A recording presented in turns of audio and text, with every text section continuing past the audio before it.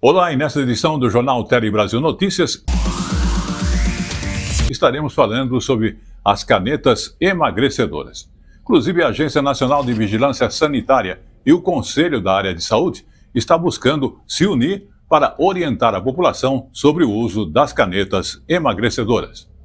Estaremos também falando sobre o projeto que os estudantes da USP de São Carlos estão desenvolvendo, que justamente está usando a inteligência artificial que ajuda os usuários do WhatsApp a identificar o fake news. E vamos também falar de um outro assunto que é justamente do nosso Brasil. O ritmo do forró, que é uma tradição do Nordeste, pode ganhar ainda mais reconhecimento, inclusive internacional. E você vai conferir essas e outras dicas e orientações no Jornal Tele Brasil Notícias desta edição. Então, vamos a ela. No ar.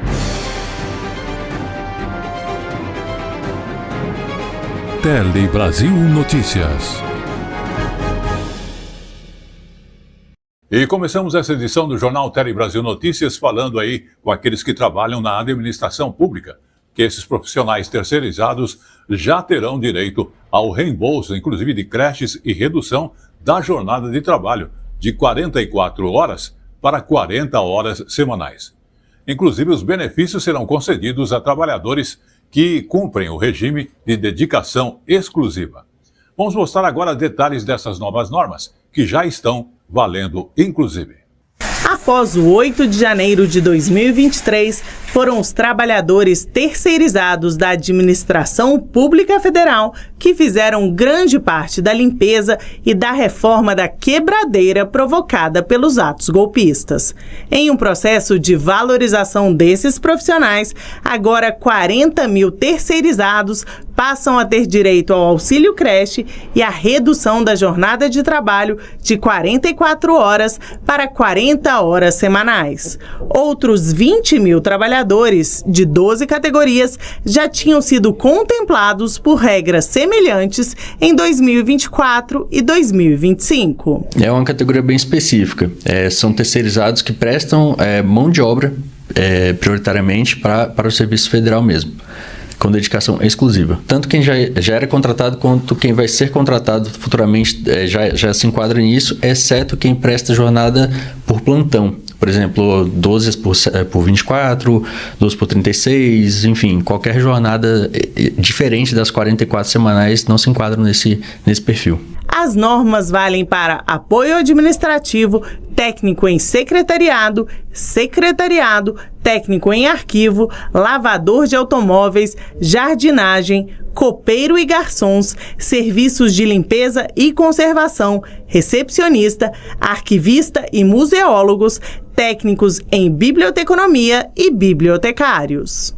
A estimativa é que pais de cerca de 14 mil crianças de até 6 anos incompletos sejam beneficiados com um reembolso creche mensal de R$ 526,64 por dependente, o mesmo valor pago aos servidores públicos federais. O impacto positivo na vida social dos pais, né, dos funcionários ali que têm filhos, são responsáveis por menores, e também no cuidado com os próprios filhos, porque com o auxílio creche eles conseguem realmente ter uma disposição maior financeira para auxiliar os filhos, e também com 4 horas a menos semanais eles têm mais tempo para ficar com os filhos também.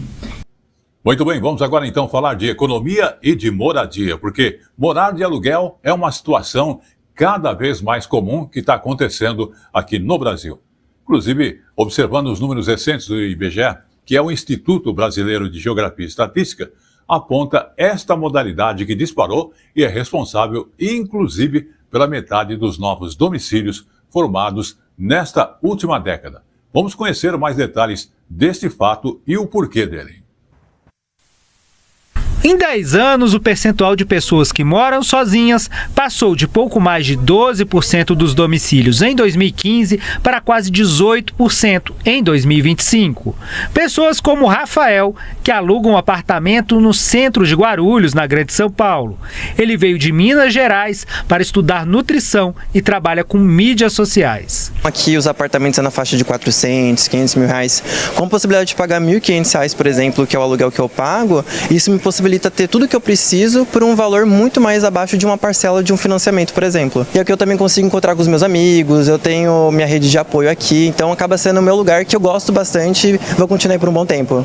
O aumento no número de pessoas morando de aluguel é outra mudança de perfil captada pela PNAD, Pesquisa Nacional por Amostra de Domicílios Contínua do IBGE. Enquanto o total de domicílios cresceu 19% no país, no mesmo período os domicílios alugados cresceram 54%, tomando parte do espaço que era das casas próprias. A PNAD mostra parte das transformações da sociedade brasileira ao longo da última década. Números que são resultado de vínculos de trabalho menos estáveis, cenário econômico desafiador e outras formas de encarar a construção da família. Isso tem a ver com a mobilidade profissional, né? Mobilidade profissional crescente. Então isso impacta numa espécie de moradia mais flexível. O emprego, na realidade, né, que é o trabalho com vínculo, ele se tornou menos estável e mais móvel. Comprar um imóvel, na realidade, pressupõe estabilidade geográfica, né? E carreiras móveis, né, exigem flexibilidade, vamos chamar de flexibilidade territorial. Vamos agora então falar de saúde, mais das canetas emagrecedoras, que foi um dos nossos temas de destaque na nossa chamada das matérias de hoje. A Agência Nacional de Vigilância Sanitária, juntamente com o Conselho de Saúde, estão se unindo para justamente alertar a população sobre o uso dessas canetas emagrecedoras. Porque a preocupação se deve ao consumo sem orientação e à venda fora dos canais regulares. O principal objetivo é conter e reduzir os riscos à saúde que é provocado por justamente uma situação assim. Vamos acompanhar. A Anvisa vai criar grupos de trabalho para discutir as canetas emagrecedoras com as entidades de saúde. Um dos grupos será consultivo, para orientar a agência no plano que será implementado com novas regras para o uso desse medicamento. O segundo vai promover discussões sobre os novos desafios das canetas. Um deles é o uso indiscriminado e sem supervisão médica. As pessoas banalizaram porque parece uma canetinha inofensiva, né, que só traz benefícios, mas ela pode trazer riscos. Riscos que, em geral, não são tão certos, mas podem ser. Né? Então, não se pode defender o uso indiscriminado dessas medicações. A Anvisa, em suas fiscalizações, já encontrou diversas importadoras e farmácias pelo país que vendem as canetas sem registro e sem autorização. Inclusive, estuda novas regras para coibir a distribuição e venda do medicamento de forma irregular, além de orientar a população sobre a importância de usar as canetas com prescrição médica, porque elas não servem para qualquer tipo de emagrecimento, só para quem tem um índice de massa corporal elevado, uma medida adotada pela Organização Mundial da Saúde, que avalia se as pessoas estão no peso ideal em relação à sua altura. Pacientes que às vezes, falam, eu vou num casamento, eu preciso perder 2 quilos. Você olha e fala, mas ela é uma magrela, pô. Você nem precisa nem fazer os cálculos para ver se ela tem um IMC aumentado. Basta você olhar, você vê, né? Vamos agora falar do sol, né? Uma coisa gostosa que todos nós apreciamos. E ainda no assunto de saúde, um estudo da Fundação de Câncer, lançado esta semana, apurou justamente que em 2024 o Brasil teve 22 mil mortes relacionadas ao câncer de pele. O levantamento estima que já para o ano de 2026, mais de 200 mil pessoas, inclusive, devem ser diagnosticadas com esse tipo de câncer de pele. Vamos observar mais detalhes nesta reportagem. No Brasil, só este ano são esperados mais de 270 mil novos casos de câncer de pele, 9.300 considerados como melanoma, o mais agressivo. Os números fazem parte de um estudo divulgado pela Fundação do Câncer. A gente chama atenção para isso, que além do que se divulga normalmente, né, de proteger contra quando sai à rua, quando está no lazer, os trabalhadores também têm que se proteger no seu ambiente ocupacional contra o sol, para se proteger contra o câncer de pele. O câncer de pele está muito associado a quem vai à praia ou à piscina, mas grande parte dos casos atinge quem trabalha na rua e nem sempre se protege contra o sol. É importante o pessoal se proteger, se puder botar um bonezinho, se puder botar um protetor também vale a pena? Com certeza que vale, né? Porque principalmente que aqui é quente pra caramba, hein? E o senhor toma algum tipo de prevenção sempre contra o sol? Às vezes, não, nem sempre. Segundo os especialistas, qualquer mancha ou sinal na pele que esteja mudando de forma ou tamanho deve ser considerado suspeito. E além do uso do protetor solar, outra dica importante é usar camisas de mangas longas e calças compridas, além de boné ou chapéu. Nós devemos ficar atentos, né, e fazer até mesmo autoexames, observar o nosso corpo, né? Após tomar um banho, olha no espelho, pede para alguém olhar as costas e ver se tem alguma mancha, alguma pinta ou alguma lesão.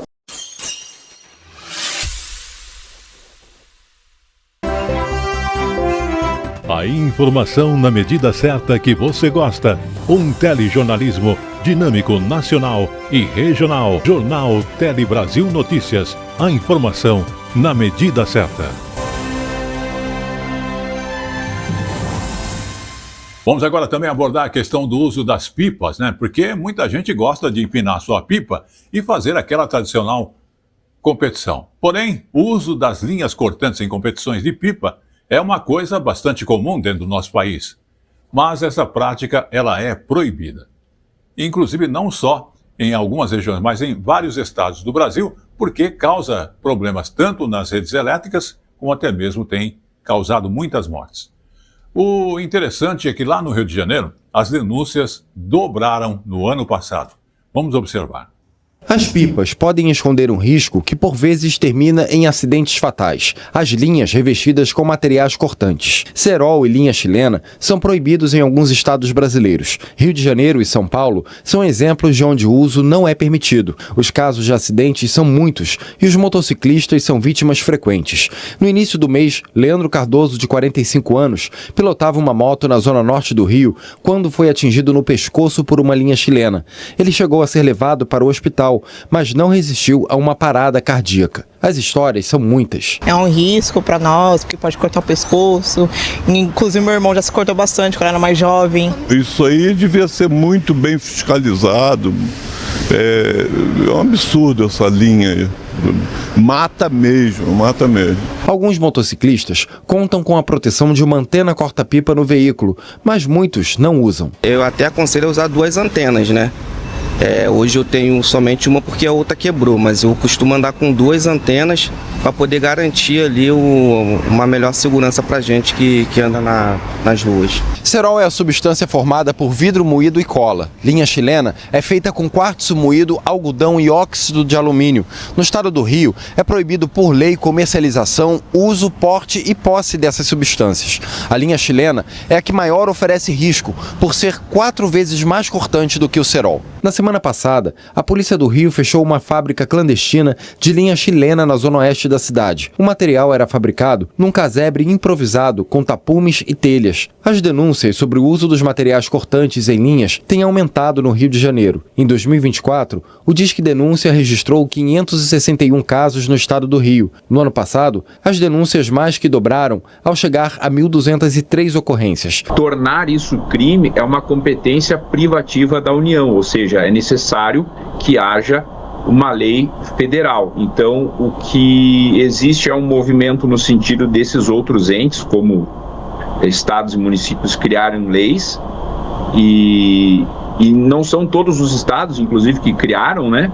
E que prevêem multa, mas a autonomia para privar uma pessoa de liberdade é uma autonomia privativa da União. Vamos agora então falar do dia a dia da dona de casa que faz aí a limpeza de seu lar.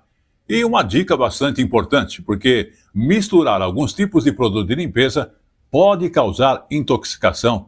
Por isso que é importante tomar-se cuidados para não afetar a saúde na hora que você faz a limpeza de sua casa.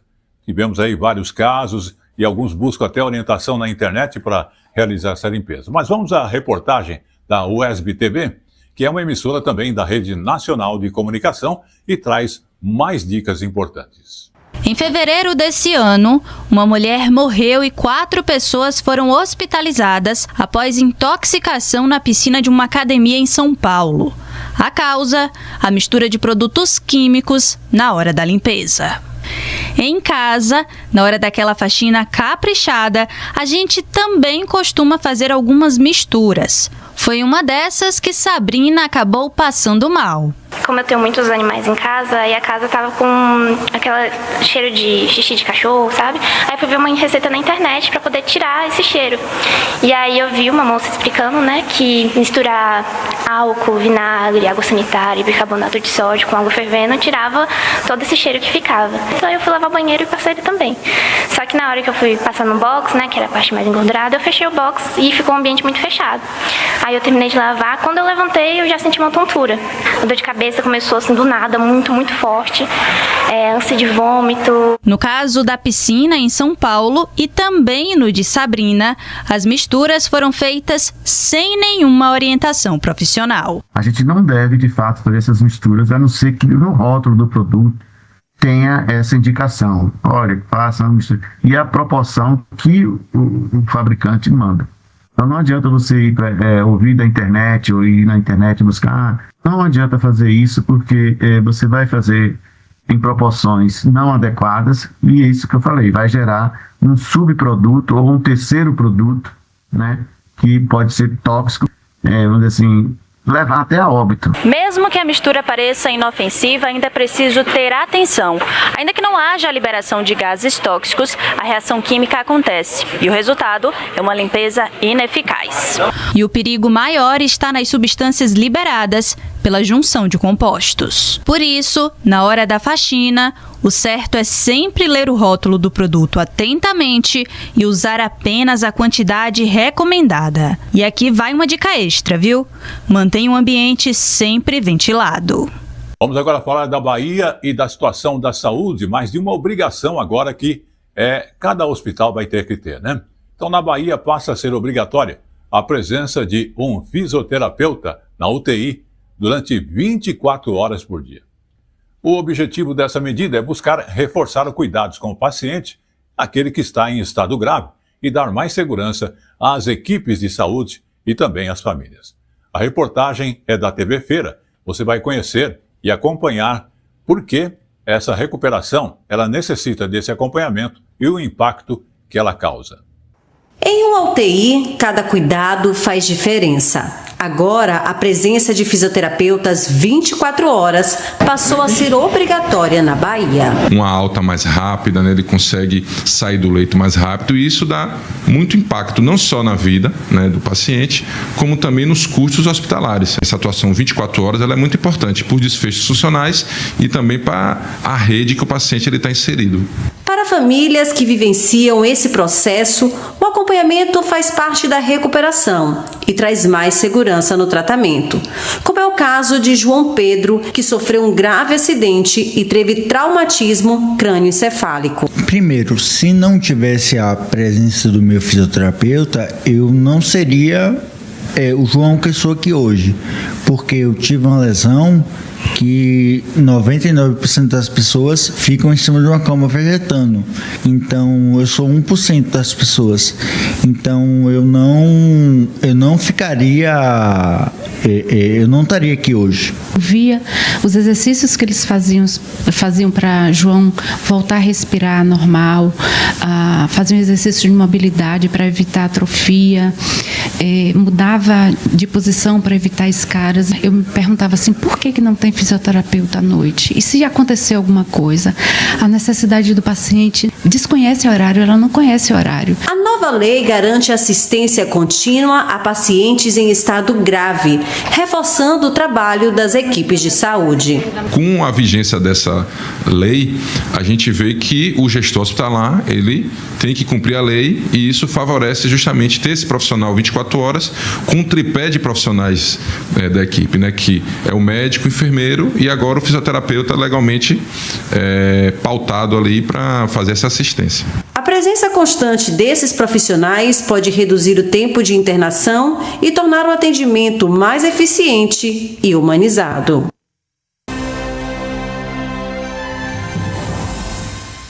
E chegou agora no Tele Brasil Notícias o nosso Momento Jurídico. O Momento Jurídico de hoje aborda uma questão que poucas pessoas acompanham ou estão sabendo, mas a AMIL e a APS terão de pagar danos morais coletivo por cessão irregular de clientes. É aquele repasse que há entre as operadoras de saúde de clientes para uma outra operadora. Vamos observar mais detalhes neste fato. A AMIL e a APS terão de pagar danos morais coletivos por cessão irregular de clientes e redução da rede credenciada, decide a terceira turma do Superior Tribunal de Justiça. A decisão condena as operadoras de saúde AMIL e Assistência Personalizada à Saúde, APS, ao pagamento de R$ 500 mil por danos morais coletivos pela transferência irregular de cerca de 340 mil clientes. O processo teve origem em ação civil pública proposta por uma associação de clientes que questionou a transferência de contratos individuais e familiares da AMIL para a APS e depois tentou vender essa empresa. A operação chegou a ser autorizada, mas foi anulada pela Agência Nacional de Saúde Suplementar, que apontou ausência de respaldo legal e risco para a continuidade e a qualidade da assistência prestada aos usuários. O Tribunal de Justiça de São Paulo reconheceu o prejuízo dos beneficiários e responsabilizou as operadoras por danos materiais e morais individuais homogêneos, porém negou os danos morais coletivos. No STJ, a relatora do caso, ministra Nancy Andrighi, evidenciou o nexo de causalidade entre a conduta das operadoras e os prejuízos sofridos pelos beneficiários, especialmente em razão de negativas de atendimento após a redução da rede credenciada. Com isso, por unanimidade, o colegiado entendeu que a operação aliada à redução da rede credenciada causou prejuízos relevantes aos beneficiários.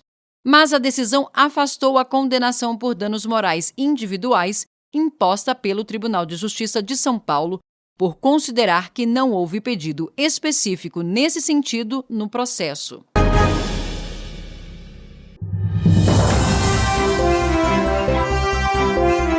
A informação na medida certa que você gosta. Um telejornalismo dinâmico, nacional e regional. Jornal Tele Brasil Notícias. A informação na medida certa.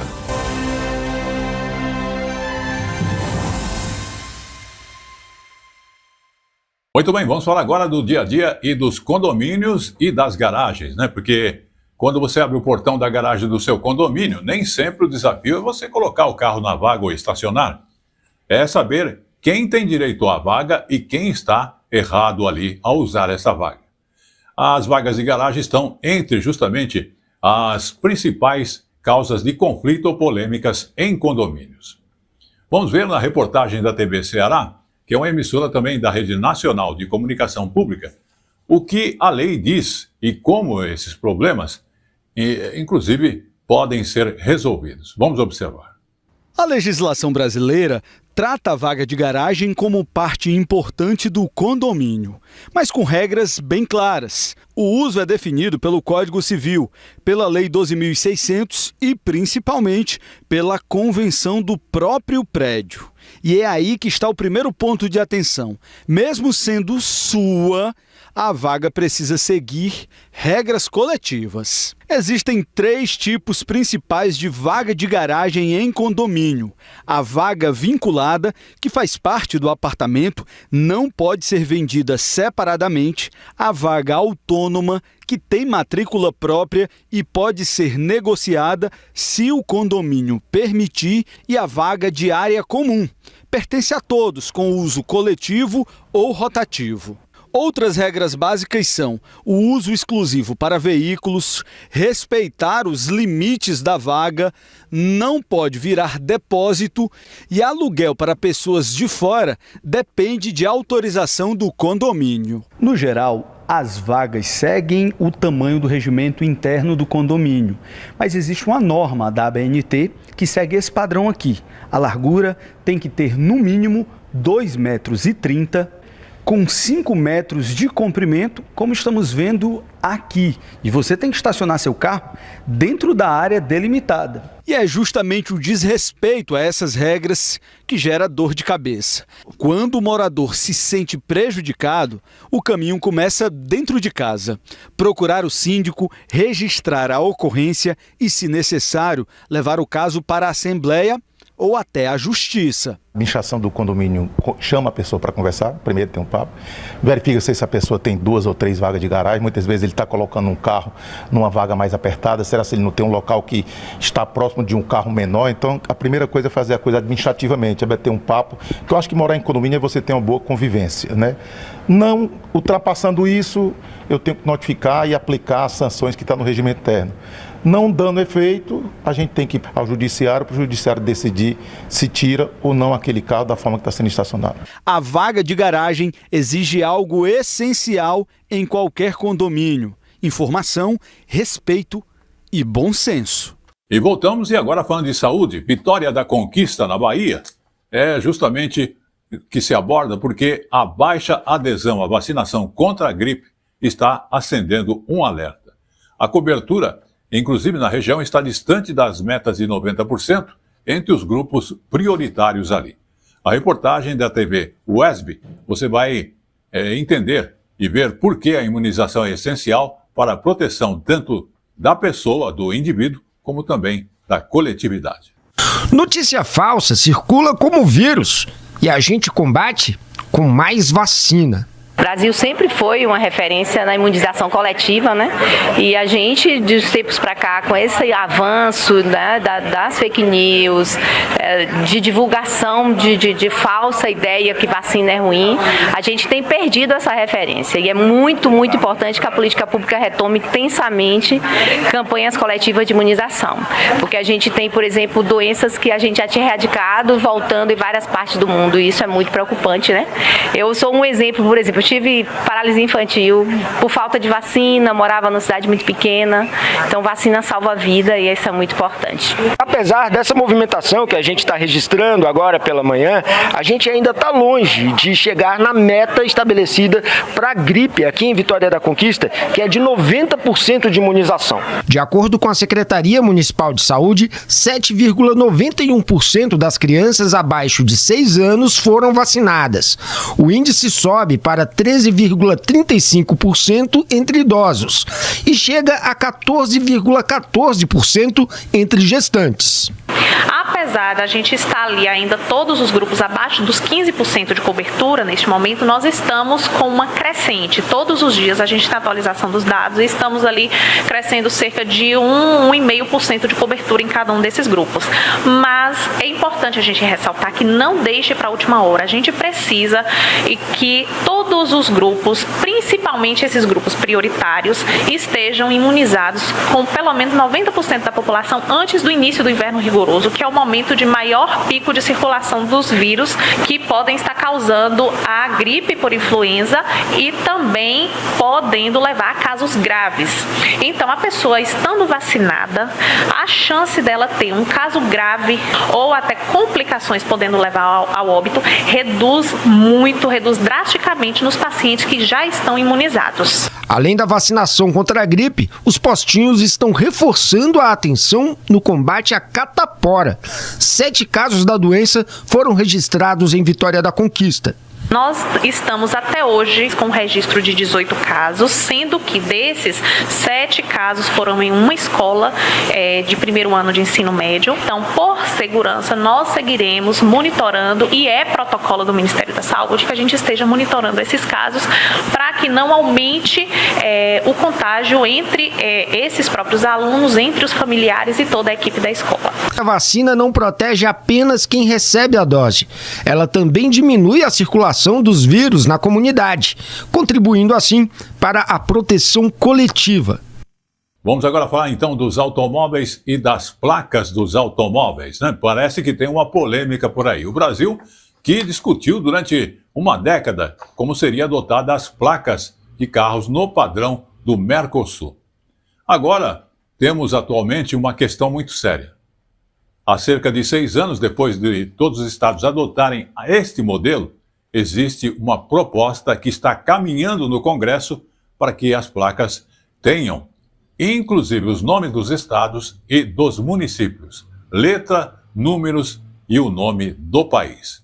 Vamos observar mais detalhes esta polêmica que parece que merece bastante atenção para quem é motorista, porque se houver a aprovação das mudanças, muita coisa muda no emplacamento dos automóveis.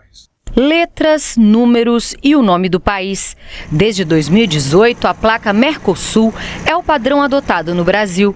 São mais de 130 milhões de veículos emplacados no país e, em muitos lugares, as antigas chapas já vão se tornando raridade, mesmo sem a obrigatoriedade da troca.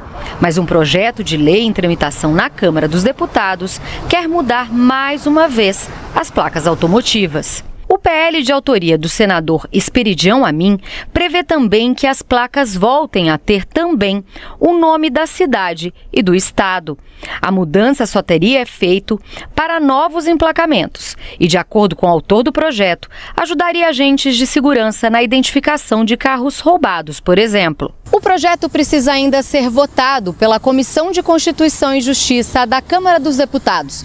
Se aprovado, segue para o plenário da Câmara e depois volta ao plenário do Senado Federal. E só então segue para a sanção presidencial.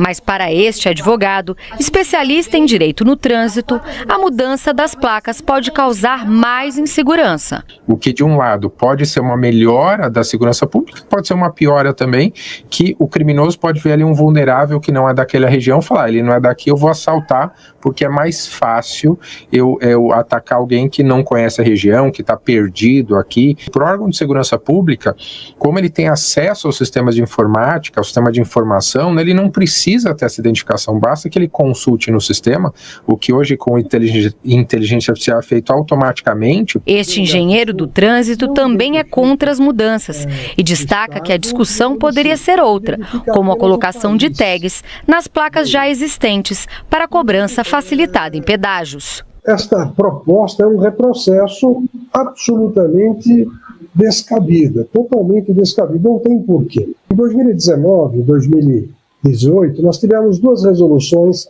que tratavam das placas, novas placas no estilo Mercosul. Em 2018, a resolução que tratava disso dizia que as placas teriam que ter um tag.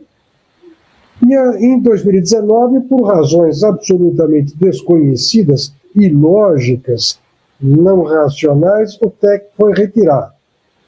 Só que, ao retirar o tag, ninguém consultou o que estava acontecendo no resto do país, com relação às rodovias, com relação a pedágio free flow, que agora é uma realidade e que está causando o caos nas rodovias, com milhões de multas geradas por um sistema que não funciona sem o tag. Vamos agora então falar de tecnologia e do uso dela para combater fake news e também as desinformações.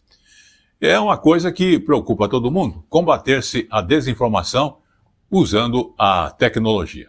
Porém, um projeto desenvolvido por estudantes da USP de São Carlos, que é aqui do interior de São Paulo, usa a inteligência artificial para ajudar os usuários do WhatsApp a identificar fake news em poucos segundos. Essa ferramenta, inclusive que está ganhando bastante destaque, ela promete facilitar a checagem da informação, essas informações no dia a dia. A gente vai conferir nesta primeira reportagem da TVS de São Carlos, emissora também da Rede Nacional de Comunicação Pública. Sabe aquela mensagem que chega no WhatsApp, que dá pra ficar na dúvida se é um fato real ou se é fake news, notícia falsa? E a gente fica se perguntando, tá certo isso aí? Em um cenário onde a desinformação se espalha em segundos, 3 estudantes do Instituto de Ciências Matemáticas e de Computação da USP de São Carlos decidiram agir.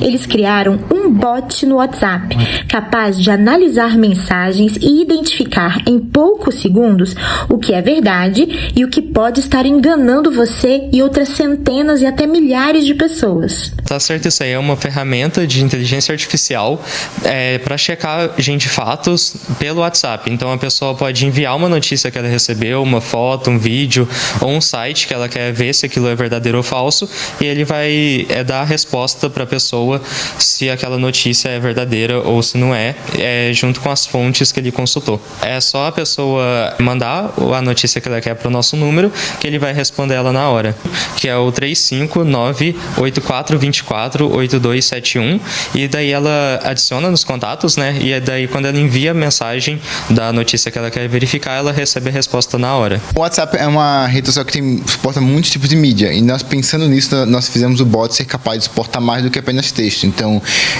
imagens, vídeos, áudios e até mesmo links, o nosso bot é capaz de processar e extrair afirmações a partir disso.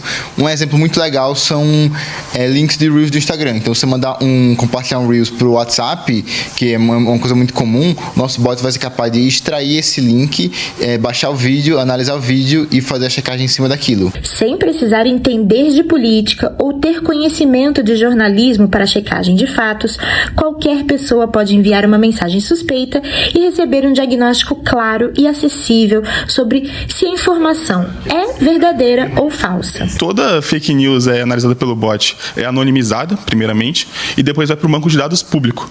E aí esse banco de dados público é acessível no site tacertoissoaí.com.br, e nele você consegue, assim, ver tudo o que está acontecendo em tempo real dentro do WhatsApp. O que antes era uma caixa preta, a gente não sabia o que estava acontecendo, agora você consegue ver em tempo real o que está acontecendo. Consegue fazer análise de tendências e tudo mais.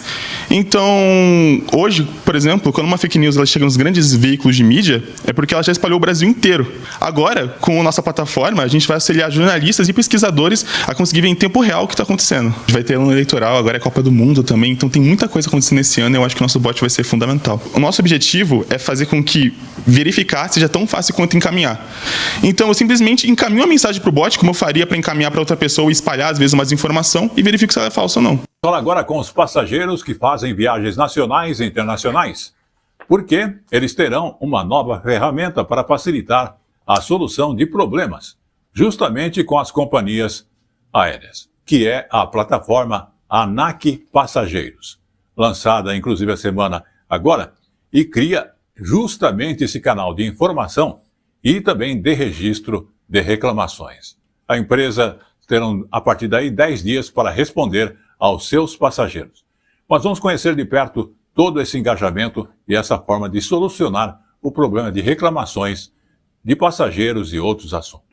Alex viajou para os Estados Unidos em janeiro com a família e enfrentou uma série de transtornos, com cancelamento de voos, extravio de bagagem e falta de assistência pelas companhias até conseguir retornar ao país. Foram 2 dias no aeroporto. A gente teve que alugar carro para ir até o hotel, a gente teve que pagar R$2.000 de diária no hotel.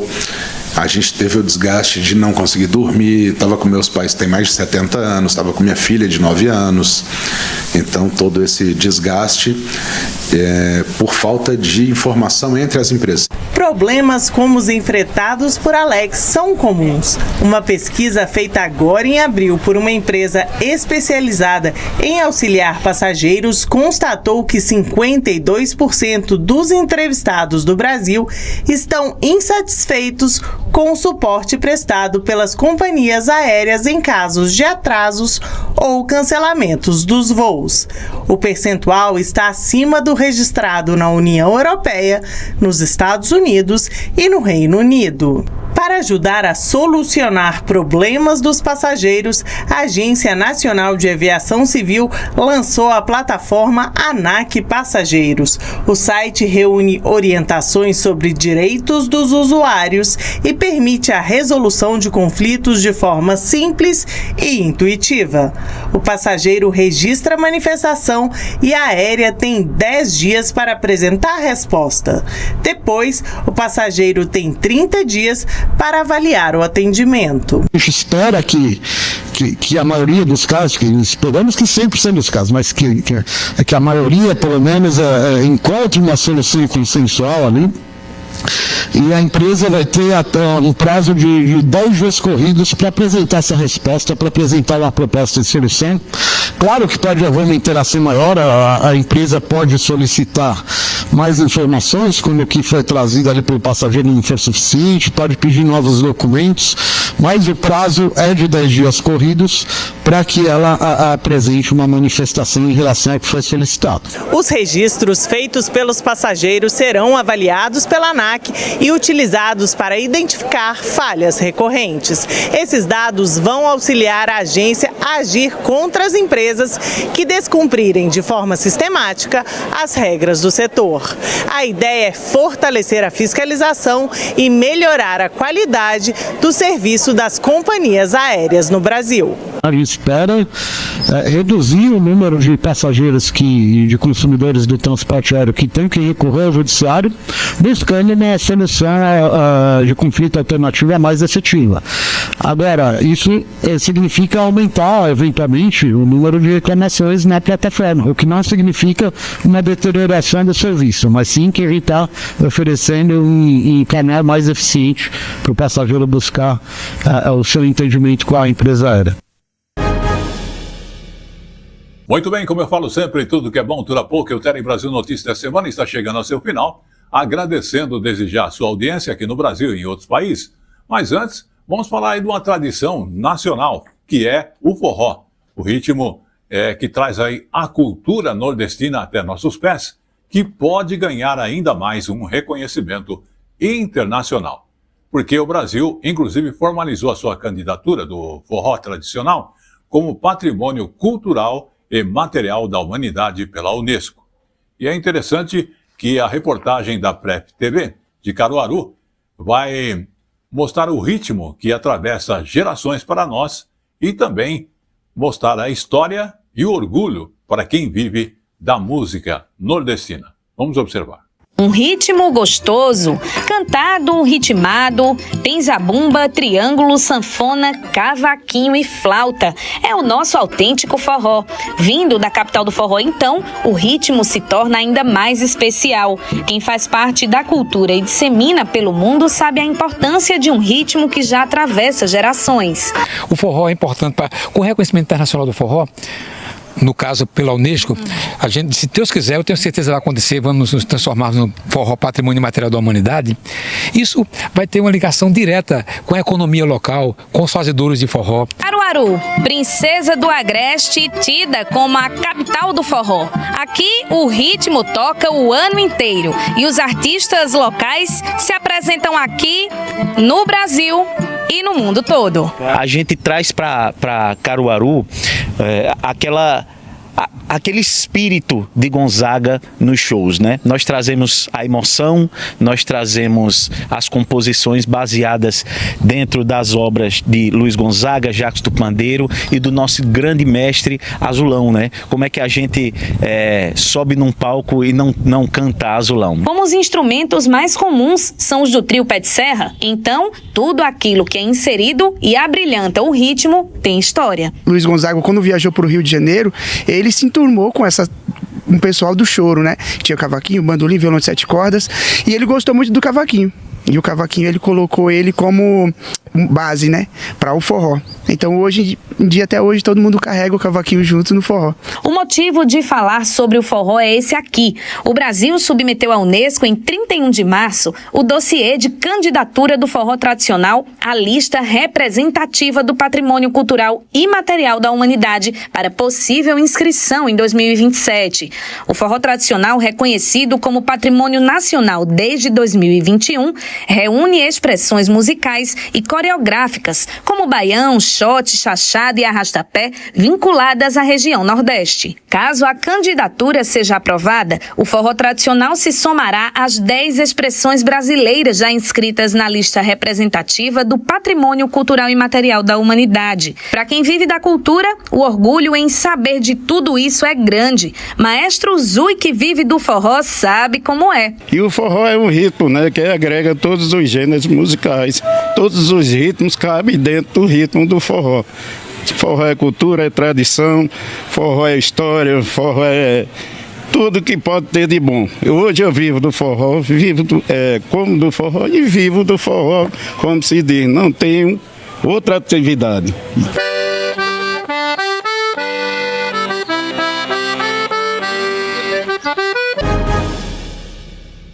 Muito bem, com estas últimas informações, falando do Forró, o Tele Brasil Notícias da Semana vai ficando por aqui, agradecendo a sua audiência aqui no Brasil e em qualquer parte do mundo. E você nos acompanha também através de rever as nossas matérias no nosso site, que é telebrasilnoticias.com.br. Ou então, você pode acompanhar no YouTube, @Jornal Tele Brasil Notícias. Temos também o Face, que nos apresenta a Hora da Notícia, Rádio e TV, onde você revê as informações com fotos e textos também para você. Queremos agradecer todo o apoio técnico de nossa equipe e estaremos de volta na semana que vem com muito mais outros destaques e informações de orientação para você. Até lá!